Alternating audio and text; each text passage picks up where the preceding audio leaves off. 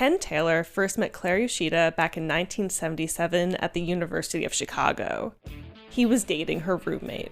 And that sounds like it must be a wonderful, funny story, but it's not that funny. They dated briefly, and he used to hang out in our apartment. And we became friends, which is a good way for a relationship to start. Back then, Ken was shy, and Claire was in library school.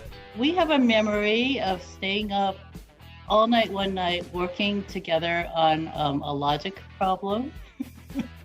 So, major geeks. They married 5 years after they met. Ken was born in Sandusky, Ohio. Even as a kid, he wanted to do everything and know everything. He wrestled, he played the trombone, the violin, and was in drama club. His dad worked for Ford, and his mom was a nurse. But his parents loved him and kind of just let him be him. So that's how you grow up to be a philosopher.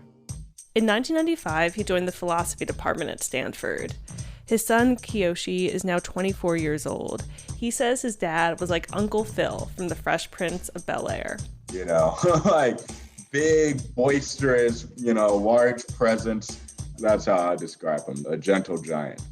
A gentle giant with infinite curiosity. The only thing Ken never seemed to question was his doomed loyalty to Cleveland sports teams. Kiyoshi remembers his dad driving him to his baseball games, and they'd start to play what they called the why game. They'd pick any topic and see how long they could question it. So, it start from why is the sky blue? And it would end on, well, this is why tractors run the way they do. But it's just going through all the logical steps, deducing certain things like that. So the why game is like whatever you ask, whatever you answer, there's always another question. Welcome to Philosophy Talk, the program that questions everything. Except your intelligence. I'm John Perry. And I'm Ken Taylor. We're coming to you. Philosophy Talk was like Ken's second child. Kiyoshi and his mom would practice reading scripts for the show with him. We'd read it and he'd be like, no, you got to read it more like John. And I'm like, I'm not John. I'm not. That's not how I read it, He loved to debate in the philosophical sense. We were both so into the conversation that we kind of just kept shouting over each other. Anna Sarah Malmgren was Ken's colleague at Stanford and his friend. She says he loved thinking about new ideas like they were new toys. She remembers one of their last conversations. It was about what a man is. And I kept telling Ken that he didn't know what a man was, which of course he thought was very funny.